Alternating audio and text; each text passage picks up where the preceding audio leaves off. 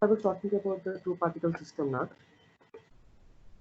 These two particles, because of their very presence in the simulation box, they would interact with each other, and whenever they get closer to each other, they would experience the repulsive force between them. And whenever they move apart from each other, whenever the separation distance is larger, they feel very weak attractive forces acting between them. So under this influence of attractive and repulsive forces, they constantly change their velocities. So if there is an attractive force, that attractive force would result in some change in velocity that the particle is earlier having in it. So people more likely to see now both the changes in velocities, magnitude as well as direction. And I am using a reflective boundary condition for my system here.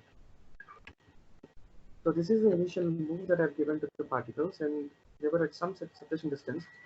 And after one time step, they have moved to these two new positions. And you could clearly see that this particle has also deviated from its original path. And if we go a little further, you could see that this particle has bounced back after hitting the wall. And this is constantly trying to change its direction. It is not moving in a straight line. It is changing its direction, and this velocity change is purely because of the influence of the other particle on it. Yeah, they were extending, and this particle in the meanwhile has hit this wall and bounced back. So this is not a change in velocity at all. This is actually a representation of period reflective boundary condition, and this particle has kind of moving in a same velocity. So the velocities were not changing much here because the particle distance of separation is quite large. You see, the particles were separated by a very large distance, because of which their forces were very weak attractive forces, and they were not causing any good change in their velocity, magnitudes, or directions. And now, after hitting back, this particle is moving upwards, and this particle is moving in this direction, and they were seeming to come closer to each other. So the lesser the particles distance, they would try to get involved into these attractive forces and come closer to each other. But once they come close to each other, they would again find some sort of repulsive force, and they would tend to move against each other or move away from each other. Yeah. So they were still kind of approaching, but you could see that this particle has changed its velocity to some other direction just to keep some distance away from this particle. And also this particle has moved to a very significant level in a new direction, because it is trying to keep away from this particle, because they have come closer and they were now under the influence of repulsive forces. And this would continue, and you can just go with more number of these time steps so that you can have a better understanding of how the particles are behaving. And just to keep the system easy for understanding, I have limited the number of particles to just two. But physical systems have huge number of particles in them, and to understand all of them at a single go is not so easy. So I've decided to limit the number of particles to just two. And I also wanted to take a moment for letting you through this LJ potential curve. This is the curve which is used for determining the amount of force that each particle is experiencing because of its partner when they were at certain separation distance. So initially, when these two particles were here and here, their separation distance can be easily calculated. So you can calculate the separation distance, and once you know the separation distance between them, you can clearly find out where they actually stand on this plot. So x-axis is actually the separation distance, and y-axis is the potential energy. And this curve is the potential curve, and Leonard Jones has proposed it, and this works good for pair of particles. So when you have only two particles, the effect of one particle on the other can be felt by knowing or by having a little understanding about this particular curve. So I want you to notice this curve. No matter uh, how fast these particles move away from each other, they still have some or the other quantity of attractive force acting between them. This curve is not really meeting the x-axis anywhere in this close proximity. So to any great extent that we extend or these particles, they still have the influence of very weak attractive force acting between them. And on the other hand, if the particles come very close to each other, this line would just hike suddenly to infinite heights. meaning that the force acting between these two particles will tremendously increase when the particles' separation distance is quite less. And this curve, this potential curve, meets or crosses this horizontal axis at one point, and that is the point where the potential is becoming zero. And if you measure the distance from y-axis till that very point, that is what we call as sigma. So in later lectures, I would just highlight what these properties actually mean to us in our simulations. But for now, just take it for granted that distance between this vertical axis to the point where the curve is meeting this x-axis as sigma, and that is the sigma that we could see in this relation for Lj potential. U is potential given by Lg, and sigma that you see here is actually a distance along this x-axis starting from origin 0 to a point where the curve meets this horizontal axis. And similarly, so since this is the distance along the x-axis, its units are equivalent to separation distance. And similarly, uh, the bottommost point is the place where the attractive forces and the repulsive forces come to a kind of equilibrium, and there is no net force acting on the particles if they are separated by this quantity of distance. So this is like minimum separation distance required by the particles to stay at equilibrium. So the net quantity of force acting for those particles which have the separation distance as this will always be equal to 0. And the depth of this particular, we call this as well, and the depth of this well from x-axis is what we identify as epsilon. So this is basically the energy that we have from x-axis to the bottommost point of the well. So this is epsilon and this is sigma. So these two values are actually from the curve, and this curve has different forms based on the nature of materials that we are using for our simulation. So if it is argon particles, the curve would look something similar to this. If it is some hydrogen particles or carbon dioxide particles or any other particles, molecules, this curve would have slight variations in their shape and magnitudes, but overall the shape would be somewhat close to this, right? So the point where the force is becoming zero is called minimum distance of separation, or separation at minimum energy, and that counts to around 1.12 sigma. Sorry for this typo here, it is not 1.2, this is 1.12 sigma. Anyways, we'll look into the deeper insights of this LJ potential in a while. Maybe in the consequent lectures we can have more discussion on this. But for now, I want you to just use this potential function to find out the force acting between them. And if you are curious to know how that is done, I want to show you all the detailed steps in my next slide. But remember, this will be the second task that we'll be working on from this presentation. So activity 2.02 is actually on simulating two-particle system. So for simulating a two-particle system, all you need to do is just follow these steps. So the first thing is quite basic. Again, you have to create a simulation box. When I mean simulation box, I actually mean that you limit your x and y positions to minimum and maximum values based on your interest. Whenever your positions cross these particular limits, you would react to those particular positions by incorporating periodic boundary condition or reflective boundary condition. That's what they are meant for. And then after creating a simulation box, you also create the particles positioning velocities. So these are the positions I have for two particles initially, and these are the two velocities I have for particles initially. So this is the first step that you are supposed to do in your task. And the second step is to calculate the separation distance between them. Now that you know there are two particle positions available to you, you can simply compute the separation distance between them. And the third thing is you have the potential. The negative gradient of potential is what the force would be equal to. So in order to find the force, just differentiate u with respect to r and find the relation. And over in that relation, substitute plug in the values of r, epsilon, and sigma. And for your study, I would like you to take these values for epsilon, sigma, as well as m, which you will encounter in consequent steps. So just limit your calculations to these values and see what exactly happens to your system or particles within your system. So you would know how to compute force based on this. So once you compute force based on pair potential, so this is called pair potential because this potential energy works, this relation for potential energy works only between two particles. If you have three particles, you have to kind of go for combinations of these pairs. So next, use velocity Verlet algorithm.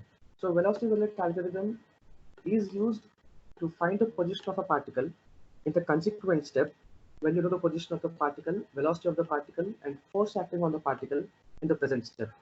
So at time t equal to t plus delta t, if you want position, you require position at time t equal to 0, maybe a time velocity at time t equal to 0, and force at time t equal to 0. And since we're talking about only the x coordinate, the force should not be taken in total here. You are supposed to consider only the component of force that is acting along the x direction. So this is the magnitude of force. You have to resolve it into components. Use one component that is corresponding to x direction here, and m is the mass of the particle, and you have taken it as 0.5 in this case, and then it is for time step. You can find out the position in the new time step once you have all these values in the previous time step. And for velocity also, we have more or less a similar formulation. So velocity at previous step is required, force at previous step is required, and what really is worth noting here is force at present step is also required. So we'll see how this can be handled. And then we know mass, we have delta t, and we are good to calculate the velocity in the new position, velocity and new positions in the consequent time steps. So once we compute these particular velocities and positions, once we update the particles' position and velocities based on velocity Verlet algorithm, next thing is to check for boundary conditions. These new positions and velocities, if you find them crossing the boundary, apply one of these boundary conditions and try to bring them back if it is RBC, or let the particle go and replace it with some other substitute particle if it is PVC implementation. So once we do all these things, the next step is just to repeat steps 2 to 5 until we reach to the required number of iterations. So this is basically a sample details, and I want to also caution you that these values were just for illustration purpose. These are not the exact values. I have changed these values to some extent so that I can bring out the effect of all the particles behavior within a very small span of iterations. So I have taken the box size. This part was done. I have given the initial velocities and positions to my particles. For first particle, second particle, the positions are like this, initial positions, and the initial velocities were like this for the particle. So only these red highlighted values are the inputs from my end. Of course, these are the limits. I can also consider them as inputs from my end. At time t is equal to 0, using these two particle positions, I can find the separation distance. Once I know the separation distance, I can also formulate the force acting between them. I can resolve this force into two components. So for example, if a particle is standing here and another particle is standing here, the force would act along the line that joins these two particles. So I can kind of know the magnitude, and I can also know the amount of x component and y component corresponding to this magnitude of force. So I use only the x component of force for my x direction computations. I use only the y components of the force for my y direction computations. Well, so I have the r and f values now. I can use this force value, I can divide this force by mass, and I can get acceleration. That is what I'm supposed to use here. I can otherwise better substitute fx and m values here. So everything that is required to find the new position is available to me now. I can go on in the next time step and I can find out these new updated positions for my particle at time t equal to 0.5. And for these new particles, again, I can formulate the positioning of separation distance between them and also the force acting between the particles. So I also have the particles force for the current time step along with the previous time step.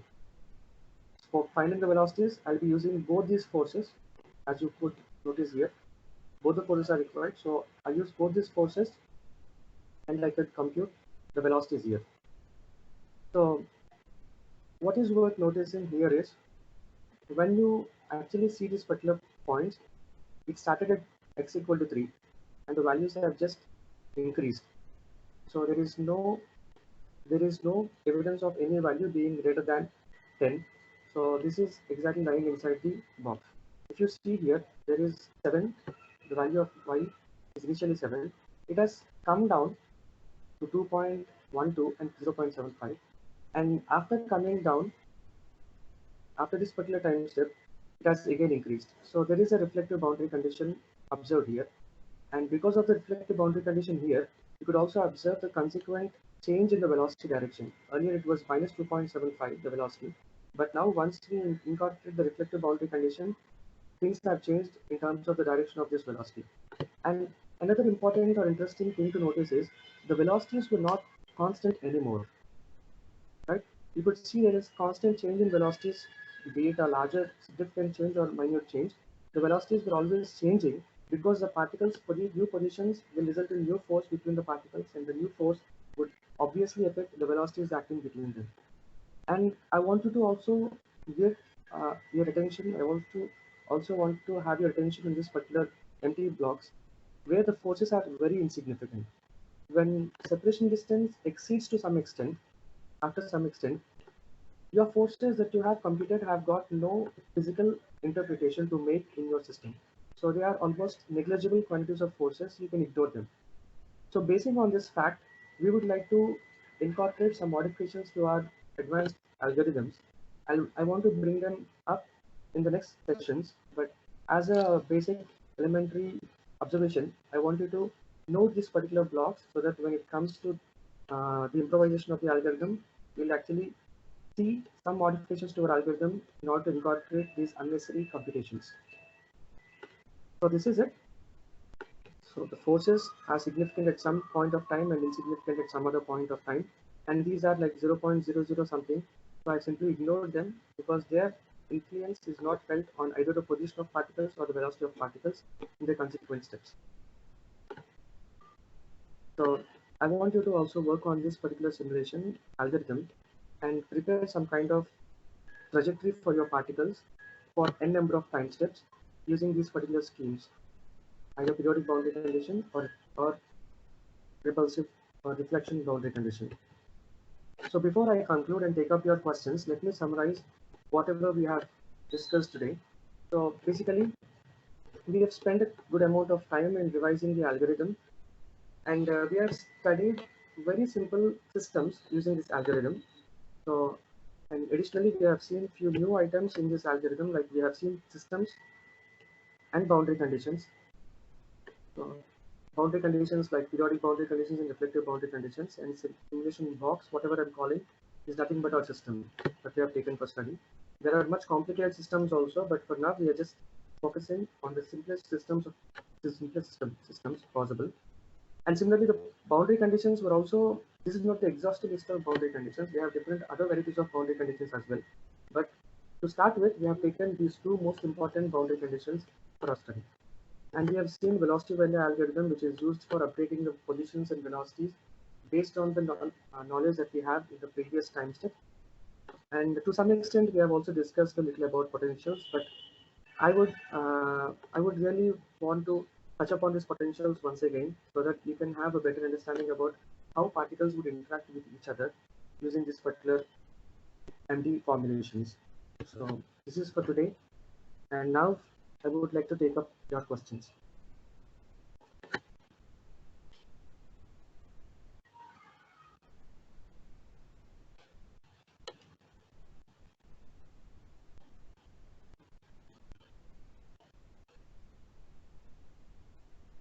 Hello. Yeah, Yeah. Ian, I guess yours is the first question, right? yeah, On what basis we can decide the dimension of system? yeah, Yeah. So we have two provisions. If you are really concentrating on reflective kind of boundary conditions, your dimension of the simulation box should be something very much close to the practical sizes.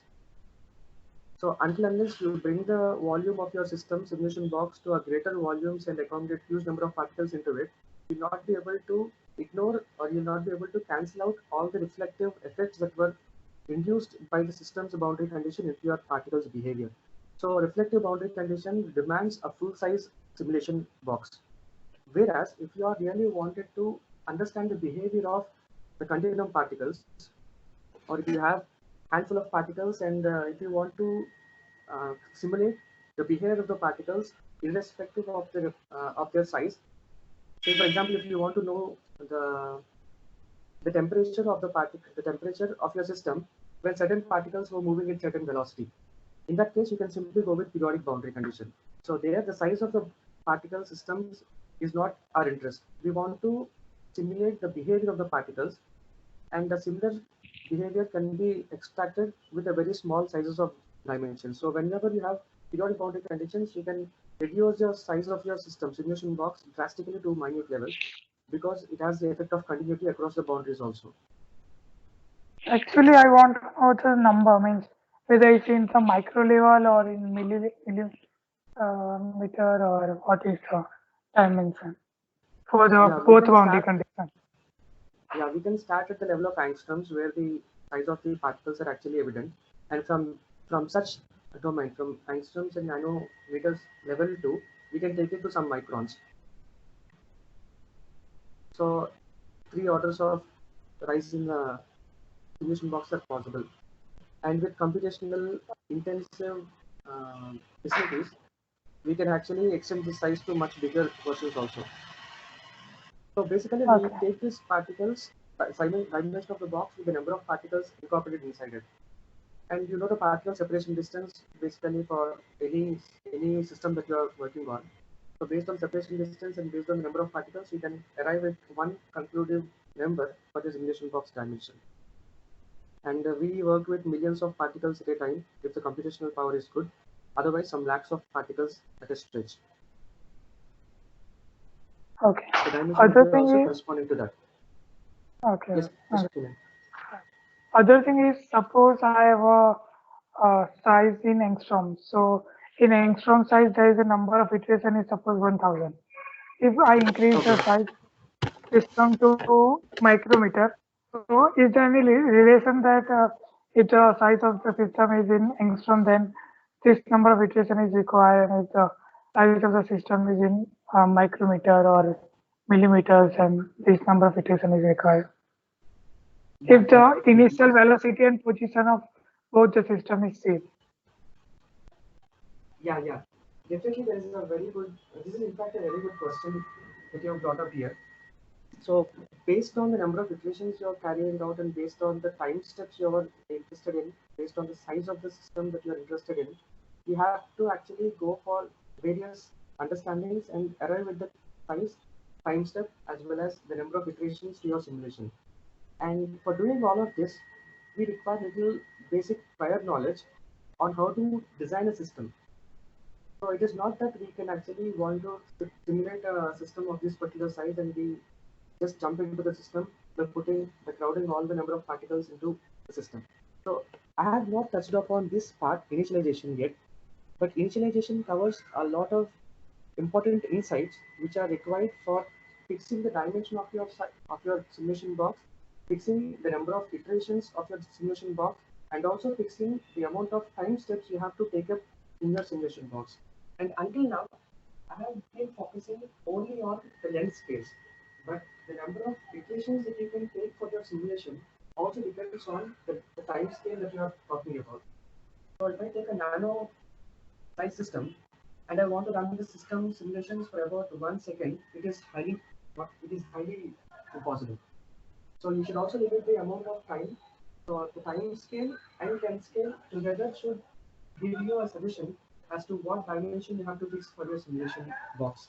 So there are a lot of parameters involved in it, and we also have a system or separate software also to kind of arrive at the values that you want for your initialization. So this is rather involved concept. So we have to look into various parameters and bring up some feasible approach or find some feasible initial guess so that we can initialize the system. And since it is little confusing, I didn't disclose the initialization step in this lecture. I would touch upon it after few lectures. But Okay, okay, this has to be noted. This is really important point to be noted. okay, okay. So basically, for the time being, we have put lots of constraint on the our system, right?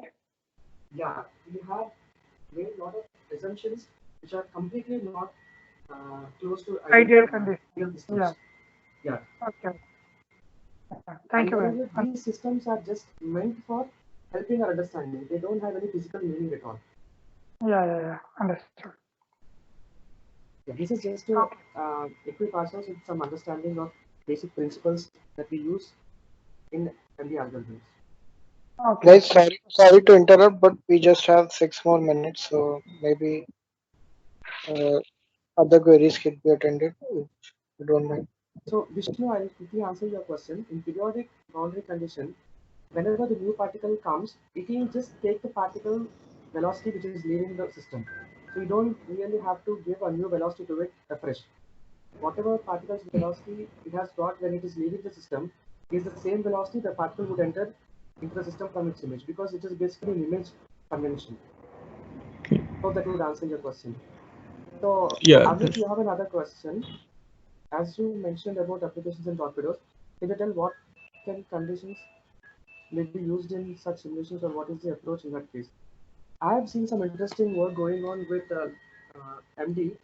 But this technique is with simple modification can also be used for large systems, but I have not really worked into it. I have not really deep into it, but I know that there are a good number of available applications for this MD. So just to give you an encouragement, I have shared that. If you want, I can pursue that thing and I can let you know after some time. Thanks for asking that, Amit. Any other questions, guys? hello, Yeah. hello. Yeah, Prem, this is Saurav. Hi, Sarah. Yeah, did you took acceleration into consideration in 2D? Sorry, could you repeat that? Did you took acceleration into consideration in the 2D simulation? If you're talking about one particle system, no. But in two particle system, the acceleration is in effect because we are talking about force computation now. So the force would induce acceleration to the system, and the acceleration is the only reason why your velocity is changing.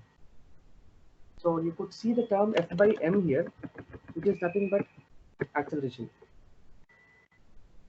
Okay. Yeah. Okay. Okay, thank Okay. Any other questions, guys? I guess Vishnu was trying to say something. Yeah, Vishnu, would you please continue? No, nothing. Actually, I wanted to say that I asked this question in the beginning and he kind of cleared it afterwards. Okay, that is nice. Yeah. So if there are no more queries, I think we'll wrap up the session. Are there any more queries? Just 4 minutes left for the session. Hello. So guys, in the meanwhile, I would like to remind you that whatever task you are working out, I can give you a clear statement maybe today or sometime tomorrow, and I can make it available to you in the files folder of your events channel. And this presentation is already available there. If you have not checked it, you can feel free to refer to it. You can download this copy and refer to all the slides. And if you want me to clarify any of your doubts, I'm always available in Teams. You can also contact me in person if you have my number.